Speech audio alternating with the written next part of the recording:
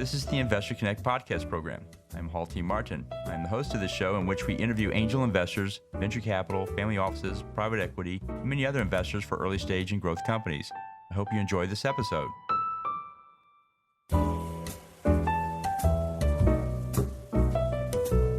Hello, this is Hall Martin with Investor Connect. Today we're here with Brian Burkinshaw, founder and owner of Clearpat Services. Clearpat Services is a technology commercialization firm specializing in concept research, evaluation, patent novelty, clearance, and accelerated searches, drafting and prosecution of patent applications involving mechanical, medical, and biotech devices, technologies, and processes. Among their specialties is the ability to help you protect your valuable ideas and help you guide you to market commercialization. Their niche is in helping small to mid-sized businesses and individual inventors in Austin and Central Texas are obtaining patent protection for their ideas while keeping costs to a minimum. They can perform the research necessary for patent planning to determine how best to protect your ideas, whether it's through trade secrets or the generation of patent applications that stand the best chance for patent allowance and issuance. Implementing the right strategies can place your company in the best possible position to be favorably considered for growth, venture funding, or acquisition. Brian has over 40 years of experience in industry ranging from product design, manufacturing, and project management to venture capital. He's also named inventor on over 50 patents. Brian, thank you for joining us. Well, thanks for having me, Hall. Good afternoon. I'm glad I could be here. Thank you for joining us. And so let's start right at the top. That one of the most often questions I get is, when should a startup file their patents? Well, I hear that a lot as well.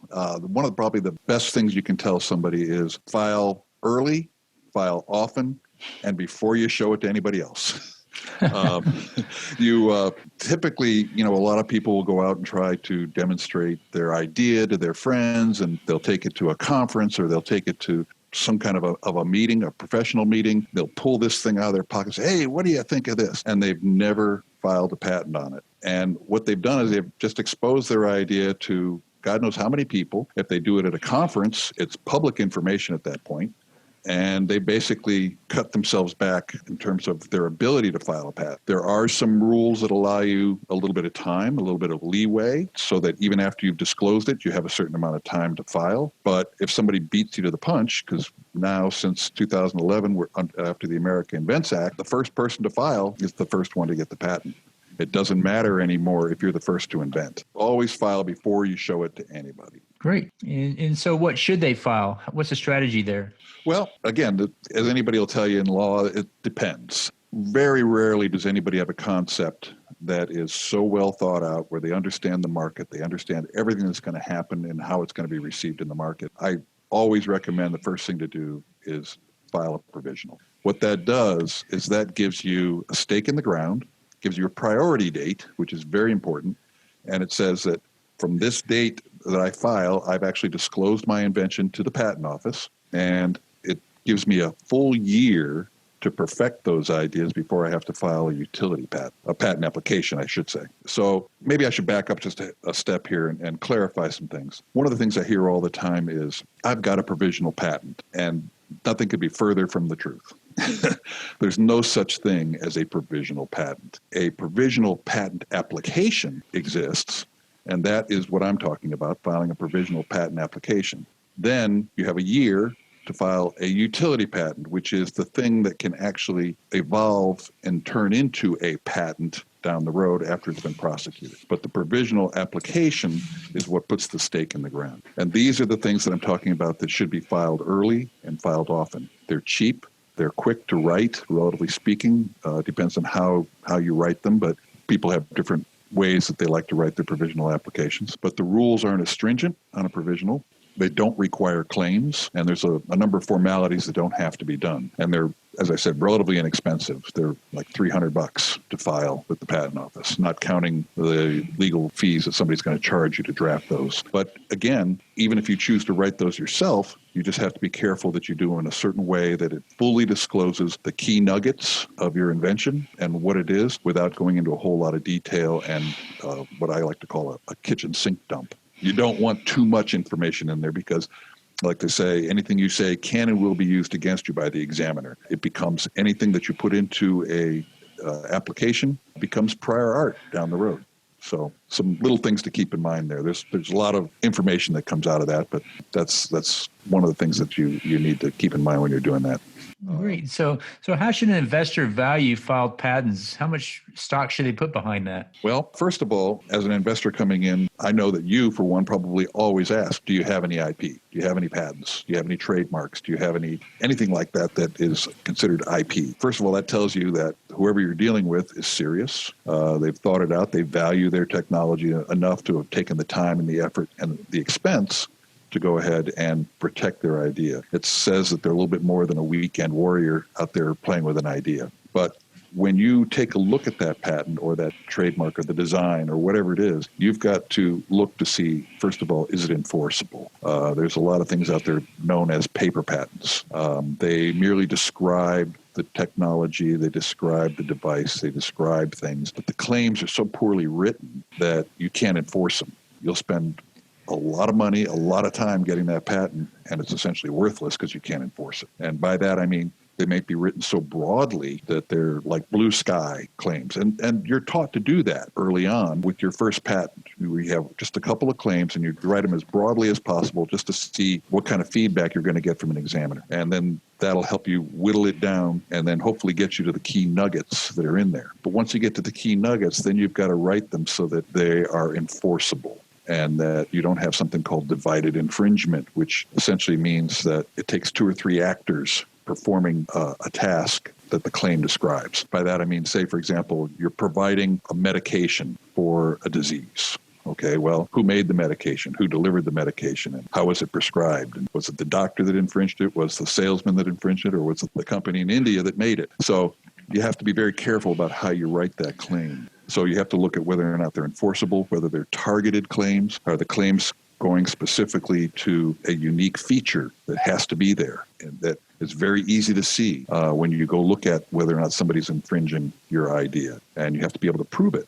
So the best way to prove it is, does it look the same, act the same, machine the same? Can you open it up? Does it have the same mechanism in there? Does it function the same way? Is the process for producing something, can it only be done at a certain way, at a certain temperature?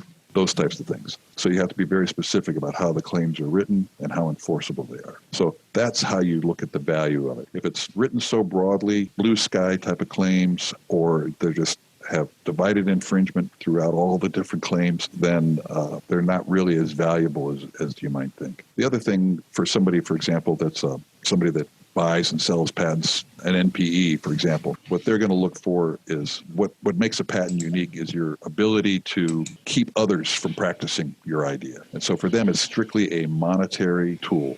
It's something that they can license or sell to somebody else. And if you don't have that enforceability, it's not valuable enough for them to license it or sell it. So in a nutshell, that's what I would tell people to look at in terms of how you value a patent. Okay. And so that's the difference between what is a valuable patent and what is not so valuable is enforceability. Correct. And so what should you file as a patent and what should you keep as a trade secret? How do you make the distinction between the two and making a path there? Sure. Trade secrets are, well, let me put it this way. Patents are the things that have a lifetime to them. And they're typically the things that if you look at a device or you open up a device or you look at a process, when you can readily ascertain when it's sitting in front of you what it is that they're doing that makes that a unique, patented invention, then it's not something that's hidden. Then it's something that should be patented. If you can't keep it hidden, then it should be patented.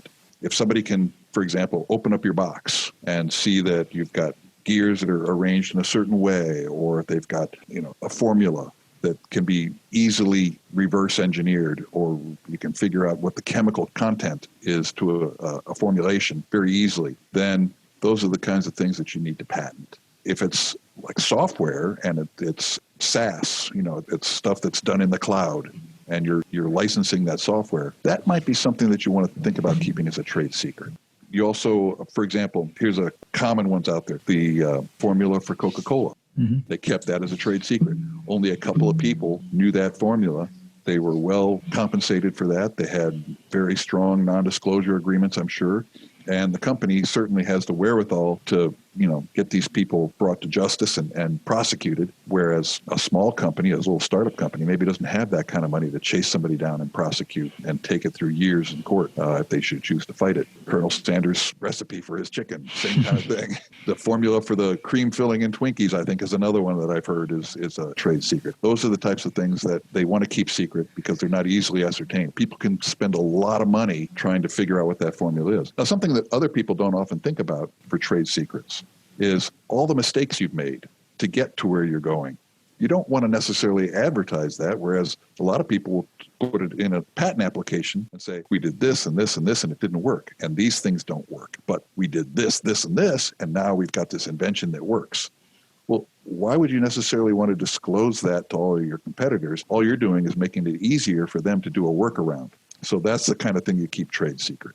I don't know. There's a number of different kinds of things like that you would just keep trade secret. Formulas, medications, those types of things, and how you get there. Processes in terms of how something is put together. There might be a very unique way to make it work properly that you have to put it together in a certain sequence. So those are the types of things that you don't necessarily put into a patent. Great. We often hear people conducting prior art searches. When do you do those, and how much do those cost, and what's that all about? Yeah, prior art searches, there's actually a number of different prior art searches that can be done. But the biggest thing that you want to do is take a look at your concept. And before you go spend a lot of money on a patent or on an investment, you want to go out there and see if it's ever been done or disclosed before. And it doesn't necessarily mean in a patent. It could be in a written article. Basically, anything that has been published or is made public, it can be found in any library in the world in any language, starting from the beginning of time and printed materials. If they can find it, it's prior art. So you don't want to go spend, let's just say, anywhere from $10,000 to $30,000 to prosecute and get a patent. Then you're going to spend another tens of thousands if it's a worldwide application or patent, tens of thousands of dollars maintaining that patent over the life of the patent. And then if you go to court to defend that patent, it could be $200,000, $300,000 in a protracted suit to defend your patent. Now, you could spend $1,200, $1,800, $2,000 in that range to do a good, thorough, worldwide prior art search before you've ever done anything to write a patent or file anything with the patent office. And you could find out that you have a very unique, narrow lane that you can go down that nobody's ever done before. Or you could find out that 27 people around the world at different times over the last 10 years have done the same thing. So what would you rather do? Spend a couple of $1,000s up front, or spend potentially hundreds of thousands of dollars 10 years later and possibly have an invalid patent if somebody prosecutes and takes you to court saying your idea is not unique? And then I often hear about a freedom to operate search. What is that all about? A freedom to operate search is something that you as an investor typically want to see. And what that is a search that's been done where you are looking at patents that are still enforceable, meaning they're less than 20 years old, or 15 depending on when they were filed, 17 when they were filed, and design patents that are 15-year life from the day of issue that still have enforceable claims. And you want to do a wide net on that in any jurisdiction where these patents are essentially going to be applied. So if you have a U.S.-only patent, then you would want to do a very broad U.S.-focused freedom to operate search that looks at every enforceable patent in that space where the product that you're investing in or the patents that you're investing in are not infringing somebody else's valid patents, either in the method of use or in the actual device that you're investing in. It's very costly if you go spend $50 or $100 or $200,000 for somebody's IP and then turn around and have somebody come and sue you 2 years later and tie you up in court for infringing, and then you have to pay them royalties for infringing their patent if they don't just shut you down, which they would have the right to do. So what does it cost to file a patent? You mentioned several numbers there on provisionals and others, but on a standard patent, what's the all-in cost on that? Well, the all-in cost, again, is going to depend. It depends on the technology. Software patents are typically much more expensive because it's a limited number of people that can do that, and the way that you have to now write them is much more complex than it used to be a number of years ago. Chemical patents tend to be a little bit more, that type of thing. So the all-in cost could be anywhere from for a provisional, say $3,000 to $5,000, to a utility patent that can run anywhere from $10,000 to $20,000, sometimes $25,000.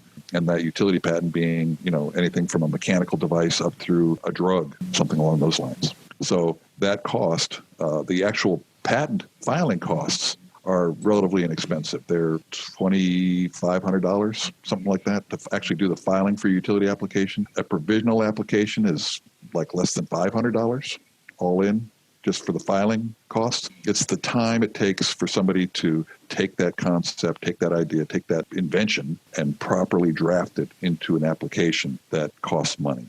And that's where the prices will be all over the map. Your East Coast and West Coast law firms are typically the most expensive. Your Midwest law firms, your boutique Midwest law firms in particular, are generally much cheaper. The hourly rates for a patent attorney can be anywhere from $290 to $350, all the way up to $800 or $900 an hour. And that's not at the partner level. That's just at the associate level. If you get into a partner doing the applications for you, which they rarely do anymore, they've got minions like me and junior associates that would tend to write those for them. Then they'll spend an hour going over what we've done and fine-tuning it a little bit. But those costs are typically much more expensive on the East and West Coast than they are in the Midwest. And so how long does it take to get a patent these days? So a patent can be done quickly. It can be done in less than a year, or it typically will take anywhere from 22 to 30 months to prosecute, all the way from the date of filing to a final determination, whether that is you get a patent or they say, nope, you don't get a patent, then you have to file with a continuing process where you pay another partial fee, not a full fee, but a partial fee, and you can actually do that 2 or 3 times. But typically it's anywhere from a standard utility patent is about 22 to 24 months.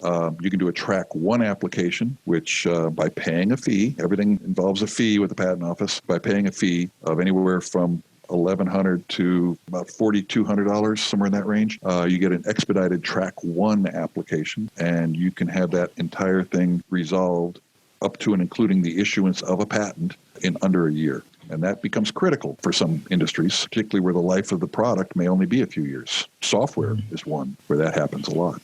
Well, that's great. Well, in the last few minutes that we have here, what else should we cover that we haven't? Well, I would say that's probably the talking points that I hit on before are probably the most critical. It's just that you should always look to file early, file often. Do your due diligence up front. Don't rely on your own skills to surf the internet to see if it's been done before. Pay someone. They're not that expensive. Pay someone who's a skilled searcher to go out there and search the databases. There are databases that you have to pay for sometimes that if they know how to access, they can get in there, they can search literature, they can search worldwide, every kind of patent, design patent, a utility patent, all those types of things, that college references, thesis, all those things. They have access to all those things, and they can find that prior art if it's out there, if it's been described, and that could save you a whole lot of money up front. That's one of the things I always recommend. Very good. Well, appreciate the information. So how best for listeners to get back in touch with you? Well, the easiest way to get a hold of me is through my website, Clearpat, or LinkedIn. That's always a good way to get a hold of me, or just call me. My number is 512-657-6843. I keep my phone with me almost all the time, and pretty much I'm awake from about 6 in the morning till about 9 at night where I take calls, and I'm always open for business. Great. We'll include these in the show notes, and want to thank you for joining us today. I hope you get back for a follow-up soon. Thank you, and thanks for having me.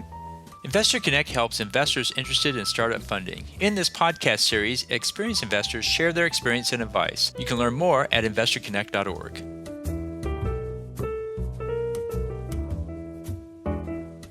Paul T. Martin is the director of Investor Connect, which is a 501c3 nonprofit dedicated to the education of investors for early-stage funding. All opinions expressed by Hall and podcast guests are solely their own opinions and do not reflect the opinion of Investor Connect. This podcast is for informational purposes only and should not be relied upon as a basis for investment decisions.